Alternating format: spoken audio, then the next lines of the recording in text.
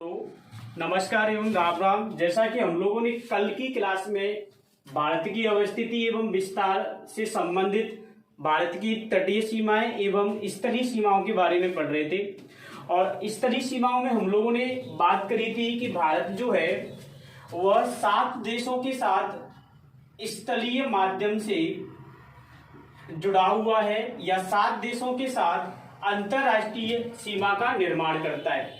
7 देशों के नाम याद करने के लिए मैंने आपको एक ट्रिक भी बताई थी, और वो ट्रिक कौन सी थी? तो ट्रिक थी बचपन में एमबीए। इससे क्या मतलब था? तो ये भी आप लोगों को शायद याद हो गया होगा, पिछली क्लास देखी होगी जिन लोगों ने, कि बासे क्या था। तो यहाँ पे हम लोगों ने देखा था पहला देश जो है वो कौन सा था? बांग्लादेश। अगला चा से हम लोगों ने देखा था किस देश की बात कर रहे थे? चीन की बात कर रहे थे। और चीन के बाद नेक्स्ट जो देश था वो कौन सा था? पाकिस्तान। पाकिस्तान के बाद एन ना से क्या बनेगा? तो इससे बनेगा नेपाल। नेपाल के बाद म्यांमार, और म्यांमार के बाद भूटान, और सबसे बाद में ए से बनेगा अफगानिस्तान। तो ये 7 देश हैं जो भारत के साथ स्थलीय माध्यम से सीमा लगाते हैं, या भारत अपनी अंतरराष्ट्रीय सीमा इन 7 देशों के साथ क्या करता है? बनाता है। या हम लोगों ने कल की क्लास में भारत और बांग्लादेश के मध्य की अंतरराष्ट्रीय सीमा को पढ़ा था। आज हम लोग भारत और किसके साथ पढ़ेंगे? चीन के साथ। ये जो मैंने देशों का सीक्वेंस या क्रम लिखा हुआ है, ये उनसे बनने वाली अंतरराष्ट्रीय सीमा की लंबाई का घटता हुआ क्रम है। सबसे ज्यादा भारत जो है वो किसके साथ बनाएगा? बांग्लादेश के साथ। और सबसे कम किसके साथ बनाएगा? अफगानिस्तान के साथ। आज हम लोग जो पढ़ेंगे वह सीमा रेखा कौन सी होगी? तो आज हम लोग पढ़ेंगे भारत और चीन के मध्य। तो भारत चीन अंतरराष्ट्रीय सीमा की बात करेंगे कि हमारा भारत जो है वह अंतरराष्ट्रीय सीमा चीन के साथ कहां कहां पर साझा करता है, या कहां कहां पर भारत और चीन दोनों एक दूसरे से स्थलीय माध्यम से जुड़े हुए हैं। तो भारत चीन अंतरराष्ट्रीय सीमा की बात करेंगे। पहले तो हम लोग थोड़ा सा यही देखते हैं मानचित्र के अंतर्गत कि वास्तव में चीन जो है वो भारत के किस साइड में स्थित है। तो भारत किस साइड में? आप लोगों ने यदि भारत का मानचित्र पढ़ा होगा तो आपको पता भी होगा कि भारत और चीन जो है वो एक दूसरे से स्थलीय माध्यम से किस प्रकार से जुड़े हुए हैं। तो यहां हम लोग देखेंगे भारत और चीन के साथ क्या संपर्क है। तो हम लोग यहां देखते हैं, इधर में चीन का एक प्रांत है, और उस प्रांत का नाम क्या होगा? तो उस प्रांत का नाम है तिब्बत। देखो सवाल क्या है कि तिब्बत, जैसे आपसे पूछेगा कि निम्न में से कौन सा देश या निम्न में से कौन सा क्षेत्र चीन का भारत के साथ संपर्क या फिर स्थलीय सीमा का निर्माण करता है? डायरेक्ट चीन प्रांत नहीं है, इसकी भी हम लोग थोड़ी सी बात करेंगे। जब हमारा भारत देश आजाद हुआ था तो ये तिब्बत का भी थोड़ा सा रोल था। आज भी ये भारत और चीन के मध्य थोड़ा विवादित क्षेत्र है, वो कैसे वो भी हम लोग देखेंगे। तो यहाँ चीन होगा, चीन इधर में होगा, तो यहाँ देखेंगे इधर में जो राज्य या प्रदेश है वो कौन सा होगा? लद्दाख। यहाँ पहले हम लोग अगर बात करेंगे तो ये पूरा का पूरा जम्मू कश्मीर के तहत आता था। वर्तमान में वर्तमान कंडीशन में लद्दाख जो है वह भारत का एक केंद्र शासित प्रदेश है। लद्दाख के बाद जस्ट हम लोग अगर नीचे की ओर चले तो यहाँ पर जो राज्य आता है वो कौन सा होगा? हिमाचल प्रदेश। और हिमाचल प्रदेश के बाद कौन सा होगा? उत्तराखंड। और ये आपको दिख रहा है, ये पूरा का पूरा क्षेत्र जो है वो किसका होगा? नेपाल का। तो ये समस्त राज्य जो है वो चीन के साथ अपनी सीमा रेखा या स्थलीय माध्यम का क्या नहीं करेंगे? साझा नहीं करेंगे। यहाँ पर यदि हम लोग बात करें तो यहाँ भारत का एक छोटा सा राज्य है, और उस राज्य का नाम क्या है? सिक्किम। और सिक्किम के बाद इधर में अगर हम लोग बात करें तो यहाँ अरुणाचल प्रदेश। तो ये सभी हमारे भारत के वे राज्य या केंद्र शासित प्रदेश या प्रदेश हैं जो कि चीन के साथ क्या बना रहे हैं? सीमा बनाते हैं। वापस लौटेंगे हम लोग भारत और चीन के मध्य अंतरराष्ट्रीय सीमा पर। देखो ये दोनों के मध्य की सीमा जो है उसकी लंबाई हम लोगों ने लिखी थी स्टार्टिंग में 3488 किलोमीटर, यानी कि 3488 किलोमीटर लंबी अंतरराष्ट्रीय सीमा भारत और किसके मध्य? चीन के मध्य, जो आपको इधर में दिखाई दे रही है। इसके नेक्स्ट हम लोग बात करें तो यहाँ पर कि क्या इन दोनों के मध्य की अंतरराष्ट्रीय सीमा को किसी नाम से जाना जाता है, क्या इसका कोई किसी नाम है? तो किसी नाम से जानेंगे या कोई नाम है इसका, तो उसकी भी बात करते हैं। तो किसी नाम से जानते हैं, किस नाम से जानते हैं भाई? तो आपने पढ़ा होगा कि एक रेखा है जिसका नाम है मैकमोहन। कौन सी रेखा होगी? तो रेखा का नाम है मैकमोहन। सभी चीजें यहाँ हम लोग ध्यान से अगर पढ़ें तो आपको देखो, जैसे छोटे एग्जाम जो होते हैं लो स्तर के, ग्रुप डी स्तर की, वहां तक की चीजों में ये लाइनें जो है वो पूछी जाती हैं। बट थोड़ा सा अगर और स्टैंडर्ड हाई हो जाए, थोड़ा सा और बढ़ जाए, तो वहीं पर देखो क्या होगा कि ये रेखा जो है ये कब खींची गई थी। अगला सवाल यहाँ ये भी बन सकता है कि मैकमोहन रेखा का निर्धारण कब किया गया? तो आपको पता होना चाहिए 24 अप्रैल 1914 ईस्वी को 1914 ईस्वी को अखंड भारत और किसके मध्य, अगर देखो यहां पर पाकिस्तान नहीं था, ये बात आप लोग जानते होंगे, यहां पाकिस्तान नहीं था। जब पाकिस्तान नहीं था तो सीधी सी बात है ये रेखा अखंड भारत के साथ थी, और अखंड भारत और चीन के मध्य होने के कारण ही तो चीन आज इस रेखा को वास्तविक भारत और चीन के मध्य अंतरराष्ट्रीय सीमा नहीं मानता है। उसका तथ्य ये है कि ये अखंड भारत जब पाकिस्तान नहीं था उस समय पर खींची जाने वाली रेखा है, और इसको हम लोग इसको नहीं मानेंगे। विवाद है ये, अगर आपसे पूछेगा कि क्या मैकमोहन रेखा को लेकर के भी चीन के मध्य विवाद है, तो आंसर होगा यस। ये सवाल कहां पर आ सकता है ये भी देखो, ये सवाल रीजनिंग में आएगा आपका। रीजनिंग में कथन निष्कर्ष वगैरह तर्क वितर्क वाले जो चैप्टर है उसमें ये सवाल आते हैं कि भारत और चीन के मध्य की सीमा रेखा को मैकमोहन रेखा कहा जाता है, और उसके आधार पर अगले दो निष्कर्ष होंगे कि मैकमोहन रेखा भारत और चीन के मध्य विवादित रेखा है, या मैकमोहन रेखा का निर्धारण भारत और चीन के मध्य किया गया था। तो वहां आपको समझना होगा कि वास्तविक रूप से सही क्या है। तो केवल ये शब्द हो जाए ना तो गलत होगा। शब्द क्या होगा वहां पर? ये होगा अखंड भारत। नेक्स्ट हम लोग देखेंगे इसके बाद। अब देखो ये मैकमोहन रेखा का जब निर्धारण किया गया तो क्या कोई समिति का गठन हुआ या डायरेक्ट इसको किसी व्यक्ति के माध्यम से खींचा गया? तो जिसके द्वारा इसका निर्धारण किया गया, यानी कि इसका निर्धारण करने वाला कौन था? तो इसका निर्धारण किया गया था सर हेनरी मैकमोहन के द्वारा। सर हेनरी मैकमोहन नाम का एक व्यक्ति था, और ये व्यक्ति था कौन? तो ये व्यक्ति था ब्रिटिश कैप्टन, ब्रिटिश सेना का एक कैप्टन था सर हेनरी मैकमोहन। इसके अध्यक्षता में या इसके नेतृत्व में इस मैकमोहन रेखा का निर्धारण किया गया, इसीलिए इसके सम्मान में इस रेखा को भी हम लोग क्या कहते हैं? मैकमोहन रेखा कहा जाता है। तो यहाँ हम लोगों ने इसकी अभी यही बात की है कि इन दोनों की मध्य सीमा रेखा क्या होगी। इसके बाद आप लोगों की आवश्यकता है कि आप लोग ये बताओ सभी कमेंट करके कि भारत और चीन के मध्य युद्ध कब हुआ था। तो भारत और चीन के मध्य युद्ध कब हुआ था? सभी बताएंगे जिन जिन लोगों पर आता है, और नहीं आता है तो गलत बताओ, क्योंकि बार बार मैं यही कहता हूं कि किसी भी कोचिंग में आपको ज्वाइन करने का उद्देश्य सिर्फ 3 होते हैं कि जब भी कोई चीजें हम पर नहीं आती है तो आप उन चीजों को यहां से सीख के निकलोगे, आती होगी, सही आती होगी तो आपको कॉन्फिडेंस मिलेगा, और गलत आती होगी तो सही हो जाएगी। इसके अलावा कोई उद्देश्य नहीं होता है पढ़ने का। बाकी के जितने भी आप उद्देश्यों की पूर्ति करते हैं वो हमारी स्टडी से संबंधित नहीं होते, ये आप भी जानते हैं और आने वाले कल के सारे स्टूडेंट भी जानते हैं और हम भी जानते हैं ना। तो ये चीज ध्यान रखना है, 3 ही उद्देश्य के साथ आप लोग क्लास में बैठे हैं, तो ये 3 उद्देश्य आपके पूरे होने चाहिए। देखो यहाँ हम लोग बात कर रहे थे कि क्या इन दोनों के मध्य कभी युद्ध हुआ, तो आपने पढ़ा होगा कि जो इंडिया और चाइना वार था, इंडिया और चाइना के मध्य का जो युद्ध हुआ या वार हुआ था, तो ये इंडिया चाइना वार 1962 में 1962 में पंडित जवाहरलाल नेहरू जब भारत के प्रधानमंत्री थे उनके समय पर ये युद्ध हुआ था। और इस युद्ध के पीछे कारण क्या था? देखो अभी मैंने बताया था कि ये जो तिब्बत जो क्षेत्र है इसको लेकर के ही तो ये विवाद था। आपने पढ़ा होगा कि जब भारत देश आजाद हुआ, आजाद होने के बाद एक भारत और चीन के मध्य में संधि हुई थी। संधि का नाम क्या था? तो उसका नाम था पंचशील समझौता। और पंचशील समझौते के अंतर्गत कहा गया था कि कोई भी देश एक दूसरे के आंतरिक मामलों में यानी गृह युद्ध के अंतर्गत हस्तक्षेप नहीं करेगा, और इसी का उल्लंघन भारत ने किया। कैसे किया? कि जब तिब्बत पर चीन का आधिपत्य हुआ तो यहाँ पर बौद्ध धर्म के गुरु रहते हैं, जैसे आपने नाम सुना होगा वर्तमान में दलाई लामा। तो दलाई लामा जो था वो यहाँ से भाग करके और भारत की ओर आया।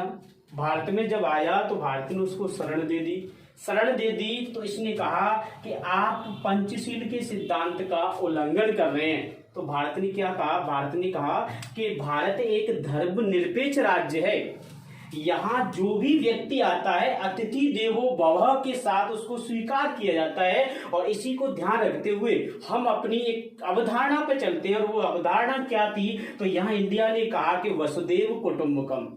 इस आधार पर तो चीन ने क्या कर दिया? आक्रमण कर दिया। और ये आक्रमण कर दिया, इसी आक्रमण को भारत चीन युद्ध के नाम से जानते हैं। अब ये युद्ध हमारा ज्योग्राफी में क्या देखे गया वो देख लो। ये तो पूरा कहानी थी थोड़ी सी पॉलिटिकल और हिस्ट्री की युद्ध के बारे में। ज्योग्राफी के अंदर ये देखे गया था, एक लाइन थी LAC, एक लाइन बनी थी इस युद्ध के पश्चात और उस लाइन का नाम था LAC।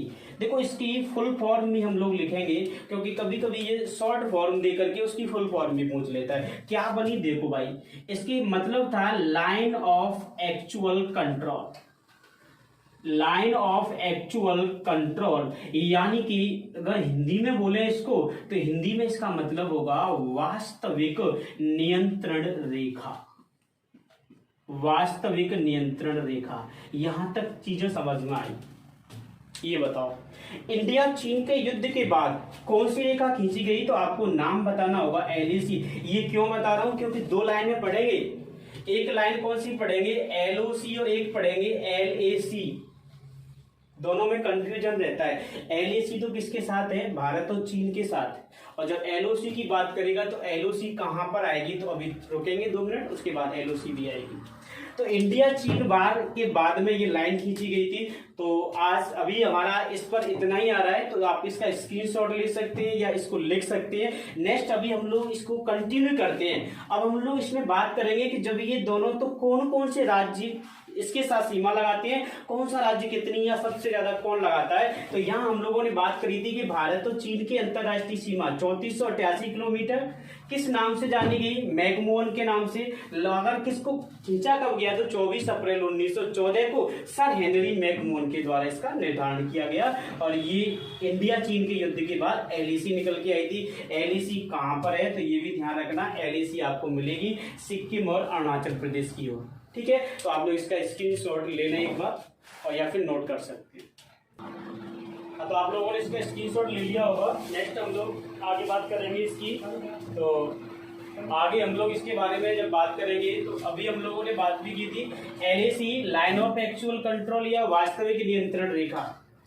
और इसके बाद आता है कि भारत के कौन कौन से प्रदेश या राज्य हैं जो कि चीन के साथ सीमा रेखा का साझाकरण या पार्टनरशिप करते हैं। तो यहाँ पे हम लोग देखेंगे, देखो राज्य मैंने या प्रदेश पहले लिख दिए थे आप लोगों को, अगर ध्यान होगा ये चित्र साइड में बना हुआ है तो वहां सभी प्रदेश लिखे हुए हैं कि कौन सा प्रदेश और कितनी अंतरराष्ट्रीय सीमा या कौन सा प्रदेश जो है वो अंतरराष्ट्रीय सीमा का निर्धारण करता है। तो भारत और चीन के साथ सीमा रेखा बनाने वाले अगर हम लोग राज्य की बात करें तो इनके मध्य सीमा बनाने वाले राज्यों में कौन कौन से राज्य या प्रदेश आएंगे? तो देखो सबसे पहला प्रदेश जो है वो कौन सा होगा? लद्दाख। यहाँ पे हम लोगों को समझना क्या है कि लद्दाख जो है, इस लद्दाख के निर्माण से पूर्व या इसके गठन से पूर्व ये जम्मू कश्मीर का ही पार्ट हुआ करता था।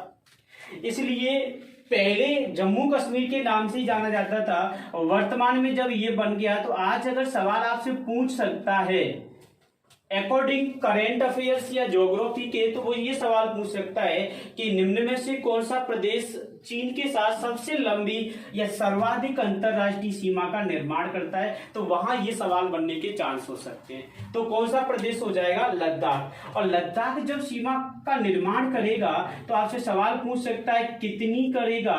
तो वहां आपको आंसर देना होगा 1597 किलोमीटर लंबी अंतरराष्ट्रीय सीमा लद्दाख किसके साथ बनाता है? चीन के। इधर में आप लोग देख भी सकते हैं कि ये चीन का जो पार्ट है वो भारत के लद्दाख का पार्ट है। इधर में ये पूरा का पूरा पार्ट किसका है? चीन का। तो ये डायरेक्टली जुड़ा हुआ है चीन के साथ लद्दाख। सेकंड नंबर पर हम जब बात करेंगे, तो सेकंड पर जब बात करेंगे तो उसके बाद कौन सा राज्य आता है, तो उसका बाद जो राज्य या प्रदेश है वो कौन सा होगा भाई, तो वो होगा हिमाचल प्रदेश। हिमाचल प्रदेश भी चीन के साथ देखो कहां बनेगा। आप लोगों ने पढ़ा होगा बुक्स के अंदर कि हमारे भारत की एक नदी है जो है सतलज। ये सतलज नदी जब तिब्बत से निकल के आती है तो हिमाचल प्रदेश में ही क्या करती है, प्रवेश करती है। देन वहीं पर हिमाचल की सीमा जो है वो किससे लगती है, चीन के साथ। इसके बाद तीसरा जो राज्य आता है वह राज्य कौन सा होगा, तो तीसरे राज्य में आपको दिख रहा होगा उत्तराखंड। तीसरा कौन सा होगा, उत्तराखंड। देखो यहां भी अफवाह तंत्र को फॉलो कर सकते हैं। उत्तराखंड में एक नदी बहती है, काली नदी है, वो भी इधर ही से निकल के आती है तिब्बत वगैरह से होकर के, तो वहां हम लोग इसको भी ध्यान रख सकते हैं। उत्तराखंड के बाद देखो सीधे चलेंगे तो अगला कौन सा हो जाएगा, सिक्किम। और सिक्किम के बाद लास्ट में जो आता है वो आएगा अरुणाचल प्रदेश। एक बार आप सभी लोग इसको रिवाइज करो और अपना अपना दिमाग लगाओ कि और क्या सवाल बन सकता है इसमें से, क्या कोई सवाल बन सकता है। देखो यहां पे मैंने कहा कि सर्वाधिक अंतरराष्ट्रीय सीमा लद्दाख। सवाल को समझेंगे आप लोग। पहले मैंने कहा केवल आपसे ये पूछे कि निम्न में से कौन सा प्रदेश सर्वाधिक अंतरराष्ट्रीय सीमा बनाता है, तो सर्वाधिक अंतरराष्ट्रीय सीमा बनाने वाला प्रदेश पूछेगा तब आंसर होगा लद्दाख। यहां तक की बात है। ये सवाल यहां पर भी है और इधर भी है कि सर्वाधिक अंतरराष्ट्रीय सीमा बनाने वाला प्रदेश कौन सा होगा, लद्दाख होगा। सेकंड देखो सवाल क्या आ सकता है, अगर आपसे गलती से ये सवाल पूछ लेता है, क्योंकि हम लोगों को पता है कि एग्जाम का जो पैटर्न होता है वो 5 या 6 साल के बाद कन्वर्ट होता है, चेंज होता है। क्या चेंज होता है वो भी बताऊं। आप लोग जब पढ़े हैं तो आपने बैक ईयर क्वेश्चन पेज देखे होंगे। 2011-12 से पहले सवाल के अंदर नहीं शब्द का प्रयोग नहीं होता था। आप पेपर उठा के देखेंगे 11-12 से पहले के जितने भी क्वेश्चन होंगे उसमें ऐसा सवाल कहीं नहीं मिलेगा कि निम्न में से कौन सा सही नहीं है। बट 12-13 में आकर के ये नहीं वाला कॉन्सेप्ट इतना ज्यादा लेवल पर पूछा गया कि जब भी स्टूडेंट पेपर दे के आते थे तो उसमें यही नहीं समझ पाते थे गलती हुई कहां से थी। इसीलिए 14-15 में गवर्नमेंट के द्वारा एक रूल्स लागू किया गया था कि अगर एग्जाम के अंदर आप इस शब्द का यूज करेंगे तो नहीं शब्द के नीचे आपको अंडरलाइन करके देना होगा। तो 14-15 का सेशन वो हुआ था जहां नहीं का नीचे अंडरलाइन था। तो इस तरीके के सवाल ये कन्वर्ट तो आपको दिख रहा है कि 14-15 में हुआ, तो आने वाले 17-21-22 में भी ये परिवर्तन आपको देखने को मिल सकता है। तो ये परिवर्तन हमको खुद करना पड़ेगा। एग्जामिनर देखो सवाल पूछता कहां से, सिर्फ बुक्स से पूछेगा। मैं आज आपको लोगों को भारत चीन अंतरराष्ट्रीय सीमा पढ़ा रहा हूं, इसके अलावा एग्जामिनर कहां से लाएगा, है तो यही चीजें, लेकिन वो लाता क्या है, वो हिंदी में शब्द लाता है। जिस शब्द को हम पहली बार में समझ नहीं पाते हैं वही गलत हो जाता है और अगली बार में हम उसको समझ जाते हैं, लेकिन अगली बार में फिर चेंज हो जाता है। बस यही चीजें होती है सक्सेसफुल और अनसक्सेसफुल में। जो इन शब्दों को समझ जाता है वो सक्सेसफुल हो जाता है, जो नहीं समझ पाता है। इसीलिए स्टूडेंट प्रत्येक पढ़ा लिखा होता है, ऐसी कोई चीज नहीं होती है जो नहीं आती है। 60 स्टूडेंट की क्लास में सभी स्टूडेंट को समान चीजें पढ़ाई जाती हैं, तो उसमें से 10 वाले सिलेक्शन क्यों लेते हैं, क्योंकि शब्द को वो समझ जाते हैं। बस ये अंतर होता है, बाकी क्या चीजें सब बराबर होती हैं। सेकंड पार्ट हम लोग यहाँ क्या क्वेश्चन का देख रहे थे, आपसे सवाल पूछेगा कि इनमें सर्वाधिक अंतरराष्ट्रीय सीमा बनाने वाला राज्य क्या होगा। देखो यहाँ पर ये शब्द है प्रदेश, और यहां पर शब्द क्या जोड़ा है उसने, सर्वाधिक अंतरराष्ट्रीय इंटरनेशनल लाइन बनाने वाला राज्य पूछ लिया। अब मुझे ये बताओ आप लोग सभी कमेंट करके कि क्या राज्य प्रदेश दोनों का आंसर लद्दाख होगा या परिवर्तन होगा। परिवर्तन होगा तो कहां परिवर्तन होगा, देखो ये चारों आपको दिख रहे हैं, चारों की चारों ही भारत के क्या हैं, राज्य। लद्दाख आपको दिख रहा है, ये भारत का क्या है, तो ये यूटी या केंद्र शासित प्रदेश। जैसे पॉलिटिकल्स में हम लोग पढ़ते हैं ना नागरिक शब्द, नागरिक में महिला और पुरुष दोनों होते हैं। नागरिक शब्द जब यूज करेगा तो वहां महिला और पुरुष दोनों होंगे, और जब वहां पर अलग अलग बात करेगा तो वहां महिला अलग हो जाती है और पुरुष अलग हो जाते हैं।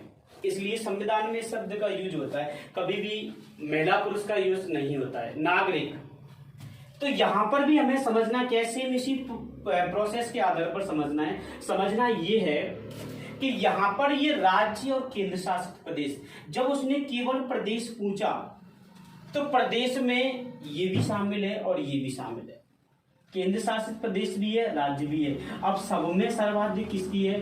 लद्दाख। मैंने आंसर भी क्या लिखा है? लद्दाख। यहाँ क्या पूछ रहा है? यहाँ केवल राज्य पूछ रहा है, तो राज्य में ये तो नहीं है। जब ये नहीं है तो इनमें से कोई होगा। तो समझ जाना यहाँ पर कि जब ये पूछ ले कि सर्वाधिक राज्य कौन सा बनाता है, तब आंसर क्या हो जाएगा आपका? अरुणाचल प्रदेश। सर्वाधिक अंतरराष्ट्रीय सीमा बनाने वाला राज्य अरुणाचल प्रदेश होगा, तो अरुणाचल प्रदेश कितनी बनाएगा? 1126 किलोमीटर। कितनी बनाएगा? 1126। तो ये 5 ऐसे प्रदेश हैं जो चीन के साथ अंतरराष्ट्रीय सीमा का क्या करते हैं? निर्माण करते हैं। नेक्स्ट इसके बाद स्टेप क्या आएगा?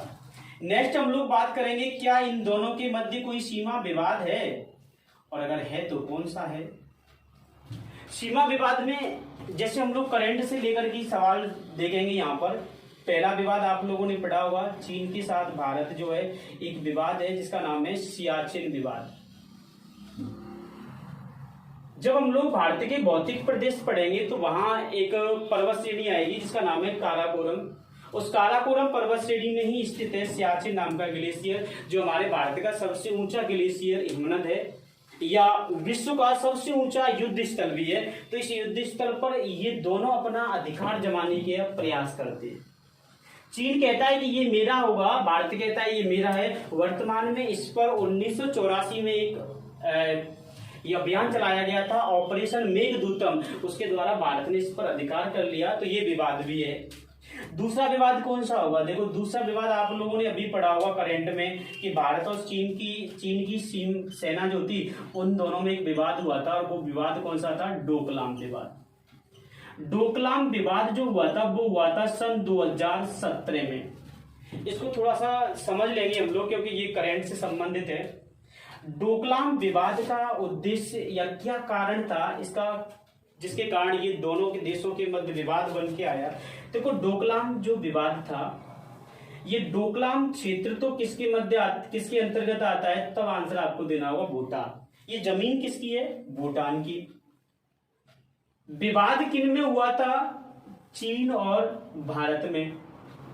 विवाद कैसा हुआ था? तो दोनों में लात और घूसा मार हुई थी। ये भी समझ लो, देखो किसी भी देश की सीमा पर जब सैनिक लगे होते हैं तो सैनिकों के मध्य में एक प्रोटोकॉल होता है, अंतरराष्ट्रीय स्तर पर एक संधि होती है। संधि के पीछे कारण क्या होता है? उसके पीछे कारण होता है कि किसी भी देश के सैनिक जो है वो डायरेक्ट हथियारों का प्रयोग नहीं कर सकते।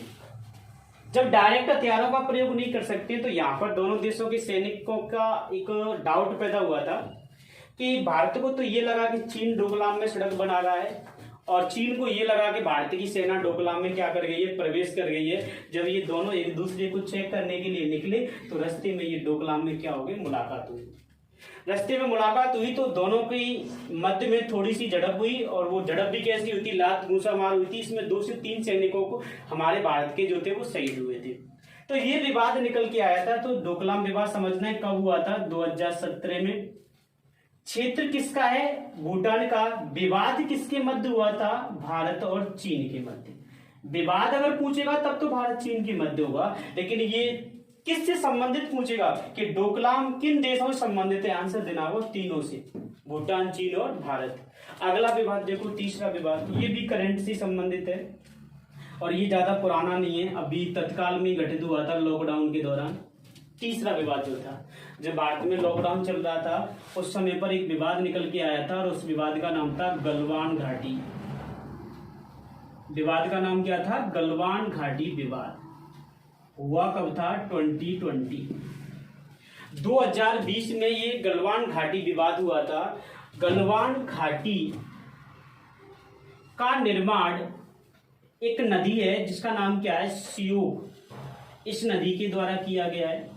यहां पर भी सेम प्रोसेस यही हुआ था कि जब ये 2020 में गलवान घाटी विवाद हुआ तो वहां पर क्या होता है कि भारतीय सेना जो थी वो इस क्षेत्र से वापस घाटी से स्थलीय क्षेत्रों की ओर या समतल भूमि की ओर वापस लौट आई थी। उसके बाद चीन ने यहाँ पर अपना आधिपत्य जमा लिया। जब भारतीय सैनिक इधर देखने के लिए निकले तो अचानक से चीनी सेना ने उन पर क्या कर दिया, हमला बोल दिया। और यहाँ पर भी देखो सेम कंडीशन है, किसी भी देश के सैनिक डायरेक्ट हथियारों का प्रयोग नहीं करेंगे। पहले वो क्या करेंगे, पहले बातचीत करते हैं, बातचीत नहीं होती है तो लात मूसामार होती है, वो भी नहीं रुकता है तो फिर छोटे मोटे हथियारों का प्रयोग होता है। और जब तक उच्च स्तर के अधिकारियों का ऑर्डर नहीं आता है तब तक कोई भी देश के सैनिक बॉर्डर पर क्या नहीं कर सकते हैं, हथियारों का प्रयोग नहीं कर सकते। ये प्रोटोकॉल्स होते हैं अंतरराष्ट्रीय स्तर पर। अगर मान लो यहाँ पर ये हुआ, देखो इसमें भी भारत के लगभग 28 सैनिक जो थे वो शहीद हुए थे इस गलवान घाटी विवाद के अंतर्गत। इस गलवान घाटी विवाद के अंतर्गत यहाँ एक झील आती है जिस झील को बहुत ज्यादा पॉपुलर किया गया था। और इस झील का यहाँ पॉपुलर होने के पीछे, जैसे हम लोग बात करेंगे कि गलवान घाटी में तो ये विवाद हुआ, विवाद होने के कारण, जैसे आप लोगों ने एक पिक्चर देखी होगी, और पिक्चर कौन सी है, वो सलमान खान आमिर खान की पिक्चर है, और पिक्चर का नाम है 3 इडियट्स। सभी लोगों ने देखी भी होगी, बहुत अच्छी फिल्म भी थी, फेमस फिल्म भी थी। और इस फिल्म से हम लोगों को बहुत सारी चीजें सीखने को मिलती है। इस 3 इडियट्स फिल्म के अंतर्गत एक सीन आता है, और वो सीन क्या था, उस पिक्चर का द एंड होता है। द एंड वाले सीन में आप लोगों ने देखा होगा कि जो आमिर खान था या फिर रणछोड़ दास जो थे वह एक झील के किनारे क्या है मिलते हैं। जब उनके दोस्त या के उसमें जो हीरोइन थी वो उसको ढूंढते ढूंढते पहुंचती है स्कूटी से, तो वो जिस झील के पास पहुंचती है वह झील भी कौन सी थी, तो वो झील भी गलवान घाटी के पास स्थित है। अब देखो ये जो झील यहाँ स्थित है, आप लोगों ने अगर गौर से ये पिक्चर देखी होगी तो वहां पर एक बोर्ड लगा होता है, और उस बोर्ड पर ये लिखा भी होता है कि जो झील यहाँ पर स्थित है वो झील कैसी है, तो वो झील कैसी है, खारी झील। कैसी झील होगी, खारी झील। अभी ये सवाल कुछ समय पहले जो एग्जाम हुए थे रेलवे एनटीपीसी के, उसमें कई बार पूछा गया था कि गलवान घाटी विवाद के दौरान फेमस या प्रसिद्ध झील कौन सी थी, या उस झील का प्रकृति कैसी थी। तो झील की प्रकृति तो हम लोगों ने देख ली कैसी है, खारी झील। अब ये देख लो झील कौन सी थी, तो झील थी पियोंग झील।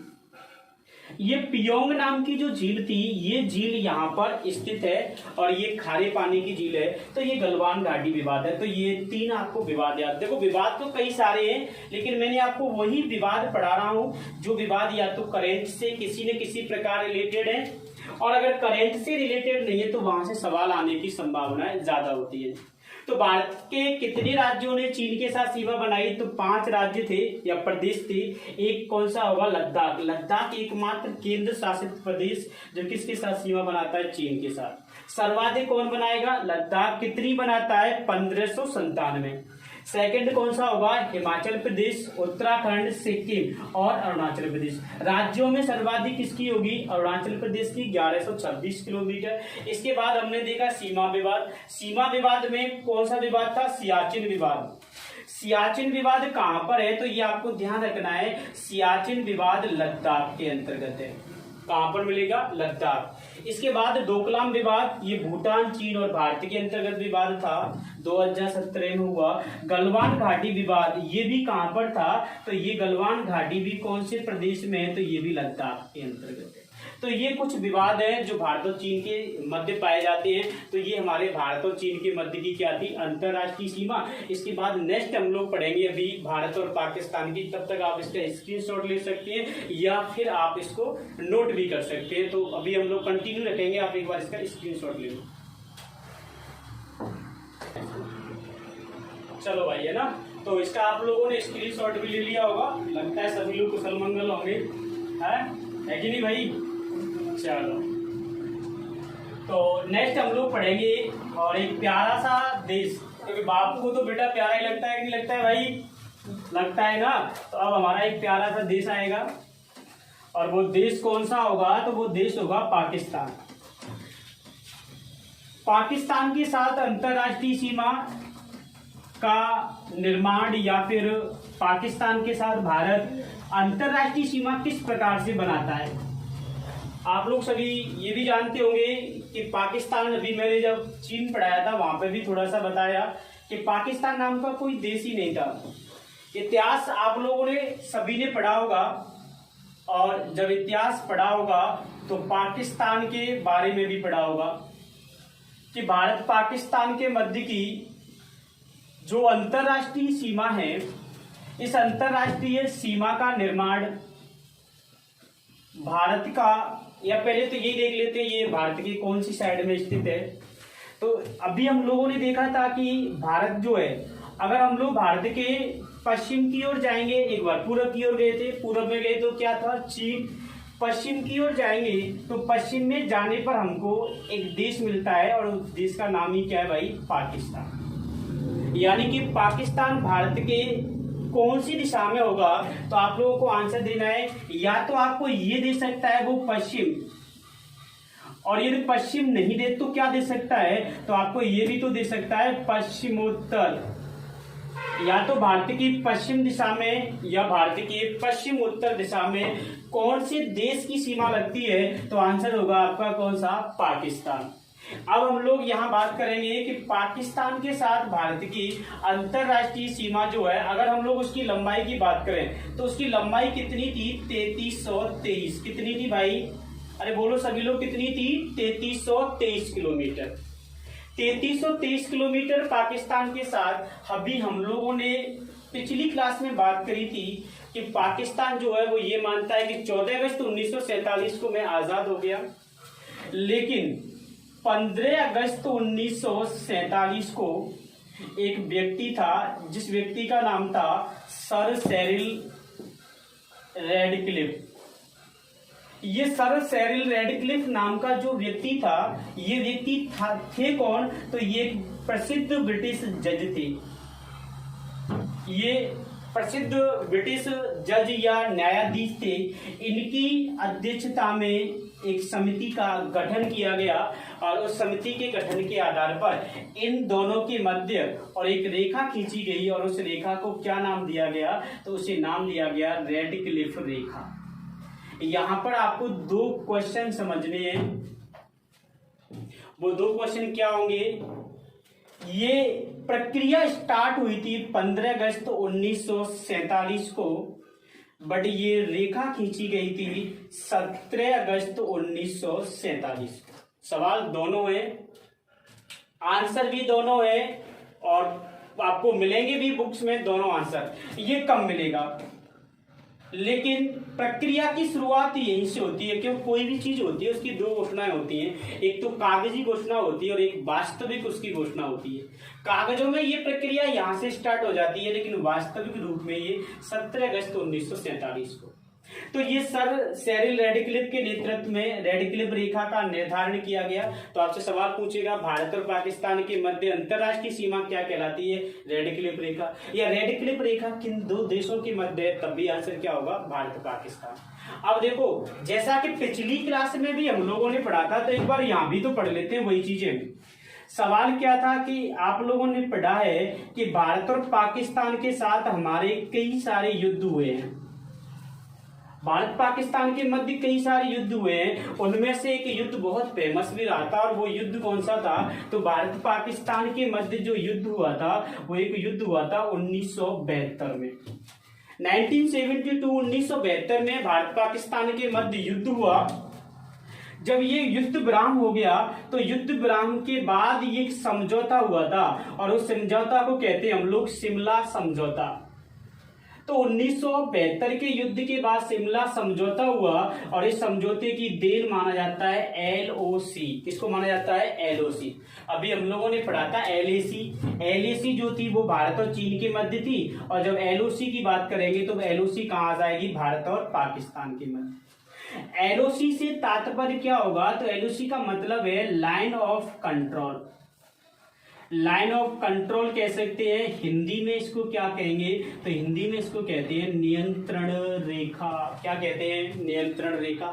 तो 1972 का जब भारत पाक युद्ध हुआ, तो उसके बाद 1972 में शिमला समझौता होता है, और शिमला समझौते के आधार पर ही LOC या लाइन ऑफ कंट्रोल का निर्धारण होता है। एक बार ये समझ लो लाइन ऑफ कंट्रोल है क्या। लाइन ऑफ कंट्रोल जो है ये कहां पर है ये भी देखो, तो ये आपको मिलेगी पीओके और जम्मू कश्मीर के मध्य। जो पीओके है या जो पाक अधिकृत कश्मीर है, इस पाक अधिकृत कश्मीर और जम्मू कश्मीर के मध्य जो अंतरराष्ट्रीय सीमा भारत पाक इस युद्ध के बाद खींची गई थी उसी को हम लोग एलओसी कहते हैं, आज भी है ये।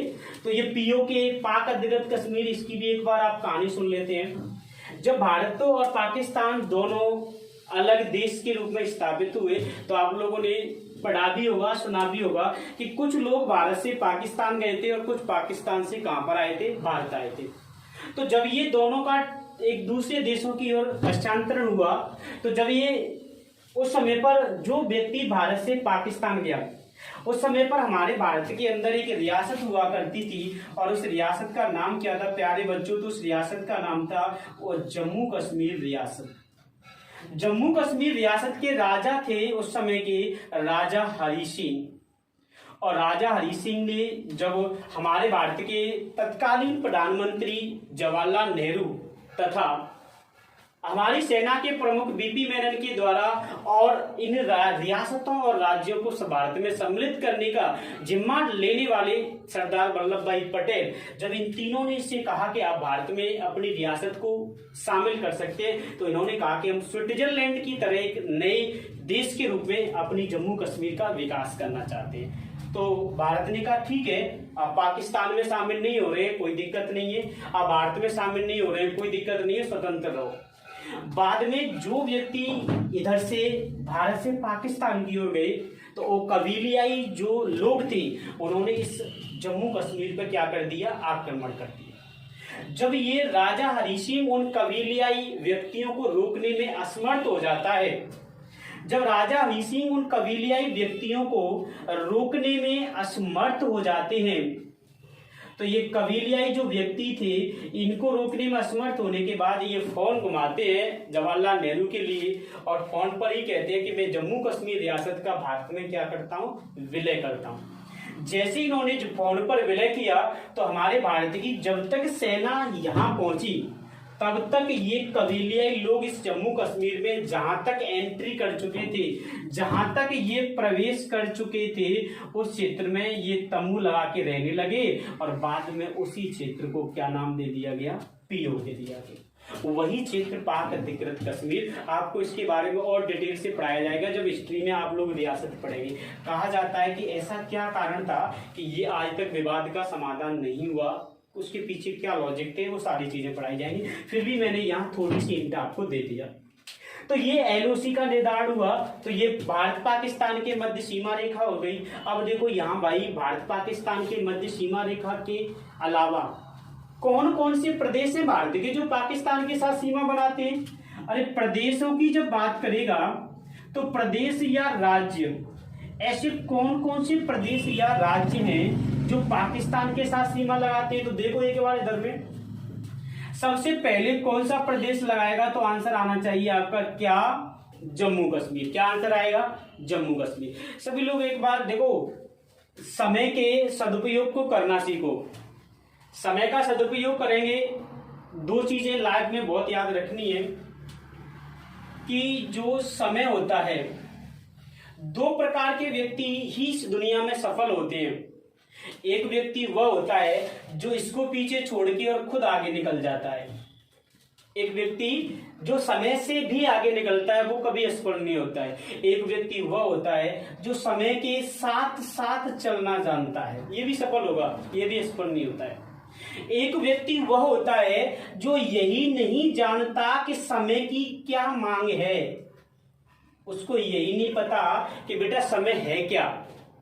उसको ये पता है कि आज मैं हूं तो खुश हूं, आज मैं हूं तो मेरे पास सब चीजें हैं, बट ये नहीं पता कि समय क्या कहना चाह रहा है। ये व्यक्ति हमेशा असफल होगा, हमेशा। इसलिए आप या तो समय के साथ चलो, समय से आगे नहीं चल सकते हैं तो समय के साथ तो चलना सीखो, है ना। तो सभी एक बार ये सारी चीजें मैं ये कह रहा हूं, किसी भी कंपटीशन की तैयारी होती नहीं है। आप कहते हैं सर एसआई की तैयारी कर रहा हूँ, रेलवे की कर रहा हूँ, मैं कहता हूँ किसी की तैयारी होती नहीं है। तैयारी जो होती है ना बेटा वो हमेशा किसकी होती है, तो तैयारी में लिख लेना पेज के ऊपर, किसकी होती है, सब्जेक्ट की। आपकी अगर सब्जेक्ट पर पकड़ है ना तो आप इस दुनिया का कोई भी पेपर हिला सकते हैं, और अगर सब्जेक्ट पर पकड़ नहीं है तो चपरासी का भी पेपर आपको कठिन लगता है जब दे के निकलते हैं। तो इसलिए कभी ये मत सोचा करो सर ग्रुप डी की, अरे ग्रुप डी की तैयारी है कहां पर, तैयारी तो उसके अंतर्गत भी। अगर आपने मैथ के 27 टॉपिक में से 27 टॉपिक कर लिए, क्या मैथ का कोई सवाल रह सकता है? आप कोई भी एग्जाम दिलवा लो उस बच्चे से नहीं रहेगा, क्योंकि उसके पास वो मैथ पर पकड़ है, उसके पास वो ज्योग्राफी पर पकड़ है, उसके पास सब सब्जेक्ट पर उसकी पकड़ है, तो वो कोई भी एग्जाम इस दुनिया का दे सकता है। आओ आगे चलते हैं हम लोग। अब देखो पहला तो प्रदेश हो गया, कौन सा हो गया, जम्मू कश्मीर। देखो जैसा कि हम लोगों ने पिछले राउंड में यही पढ़ा था कि जम्मू कश्मीर और लद्दाख, इसलिए मैं पढ़ा था जब हम लोगों ने देखा कि चीन के साथ सर्वाधिक लंबी अंतर्राष्ट्रीय सीमा बनाने वाला प्रदेश कौन सा था, तो वो लद्दाख था। और सर्वाधिक पाकिस्तान के साथ सर्वाधिक बनाने वाला प्रदेश कौन सा होगा, तो पाकिस्तान से सर्वाधिक कौन बनाता है, जम्मू कश्मीर। कितनी बनाता है भाई मेरे, तो ये बनाएगा आपका 1222 किलोमीटर। 1222 किलोमीटर लंबी जम्मू कश्मीर पाकिस्तान के साथ सीमा लगाता है। चलो थोड़ा सा नीचे और चलते हैं हम लोग। जब और नीचे चलेंगे तो जम्मू कश्मीर के बाद आता है पंजाब। सेकंड राज्य जो होगा वो कौन सा होगा, पंजाब। पंजाब जो है वो पाकिस्तान के साथ न्यूनतम बनाएगा, और न्यूनतम कितनी बनाता है, 425 किलोमीटर। दो राज्य हुए। और थोड़ा सा नीचे चले हम लोग, तो और नीचे चलेंगे थोड़ा सा तो फिर आपका राज्य आएगा जिस राज्य में आप लोग रहते हैं। कौन सा राज्य होगा, अरे आप लोग किस राज्य में रहते हैं, राजस्थान।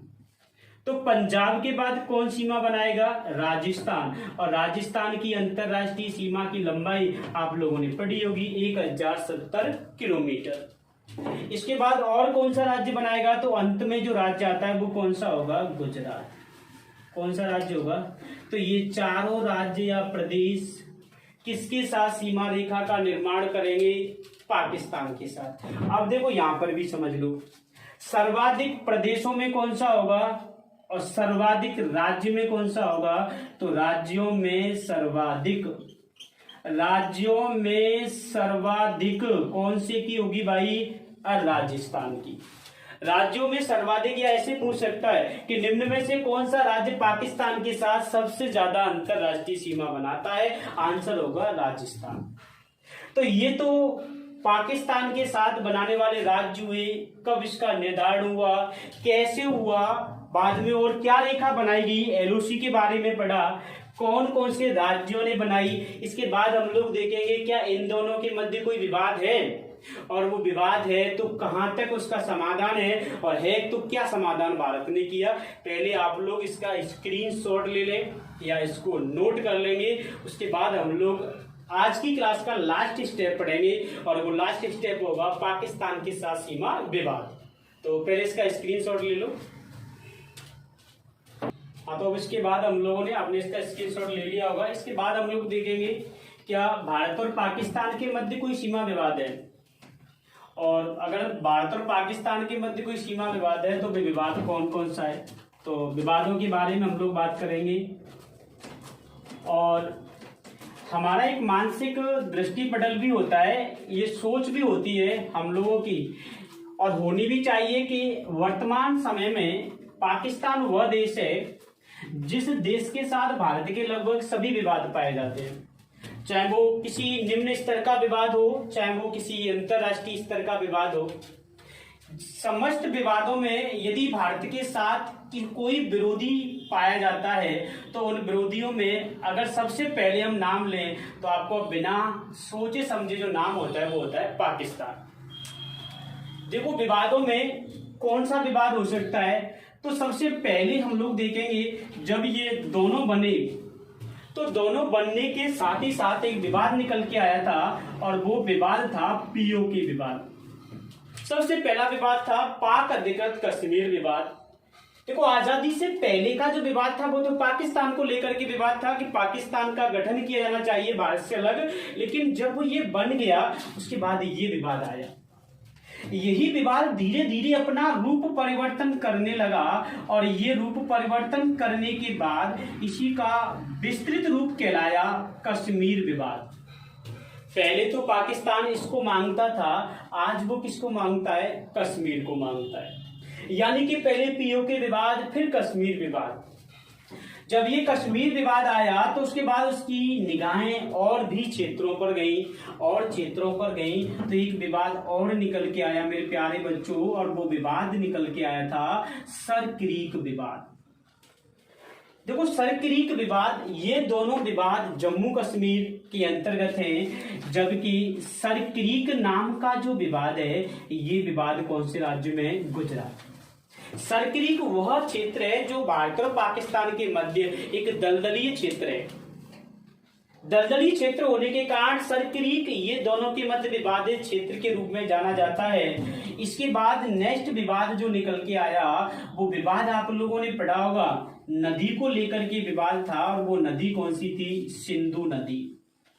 तो सिंधु नदी जल समझौता, ये विवाद भी आप लोग बार बार सुनते होंगे, सिंधु नदी जल समझौता विवाद, क्योंकि आपने पढ़ा है सिंधु वह नदी है जो पाकिस्तान में जाकर के विश्व के सबसे बड़े नहरी तंत्र का निर्माण करती है।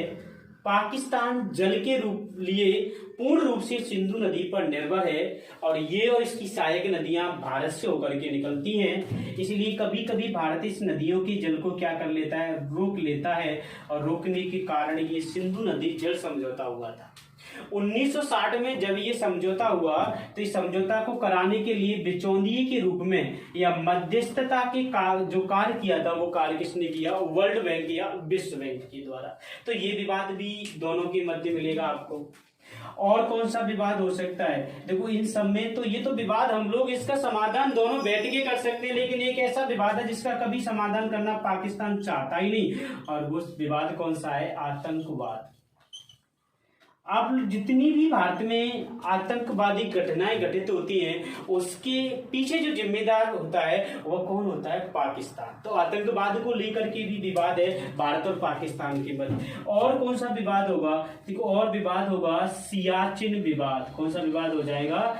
सियाचिन। देखो, अब आप लोगों को एक कंफ्यूजन, जैसे ही मैंने सियाचिन लिखा माइंड में आ गया होगा। क्या आया होगा कि ये तो हम लोगों ने चीन में भी पढ़ा था। देखो, सियाचिन क्षेत्र में भारत, पाकिस्तान और चीन तीनों की सेनाएं तैनात हैं। तीनों की सेनाएं होने के कारण ये तीनों के मध्य विवाद है। भारत का चीन से भी विवाद है यहाँ, और भारत का पाकिस्तान से भी विवाद है, इसलिए मैंने ये यहाँ भी लिखा। इसके बाद नेक्स्ट कौन सा विवाद होगा? तो देखो, नेक्स्ट विवाद और कौन सा हो सकता है? तो नेक्स्ट विवाद इन तीनों के मध्य विवाद, दोनों के मध्य जो विवाद है वह विवाद है एक किशन गंगा प्रोजेक्ट। किशन गंगा जल विद्युत परियोजना या किशन गंगा प्रोजेक्ट जो कि जम्मू कश्मीर में झेलम नदी की सहायक किशन गंगा पर है, ये भी भारत और पाकिस्तान के मध्य विवाद है। इसके अलावा और विवाद कौन सा है? तो एक विवाद आप लोगों ने पढ़ा होगा, अखबार में आता रहता है, सीज फायर उल्लंघन।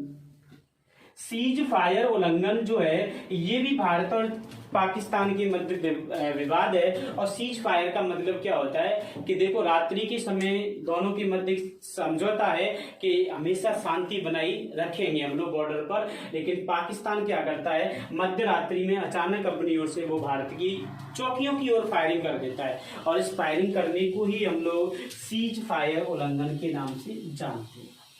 तो ये सभी विवाद, इसके अलावा बहुत सारे विवाद आप लोग पढ़ सकते हैं। मैंने एक ही चीज कही थी कि इसके साथ ऐसे कोई विवाद नहीं होगा जिस विवाद में पाकिस्तान शामिल नहीं होगा।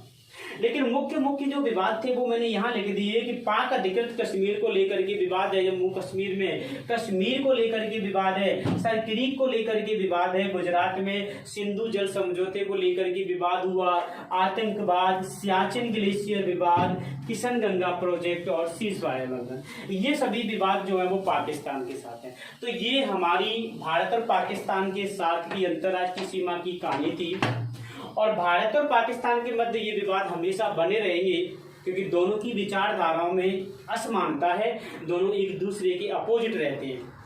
तो आज की हमारी क्लास यहीं पर समाप्त होती है। नेक्स्ट क्लास हम लोग कल पढ़ेंगे, और कल की क्लास जो होगी उसमें हम लोग अब छोटी छोटी सीमा रेखाएं हैं, तो वो नेक्स्ट क्लास में हम लोग स्थलीय सीमाओं को समाप्त करेंगे।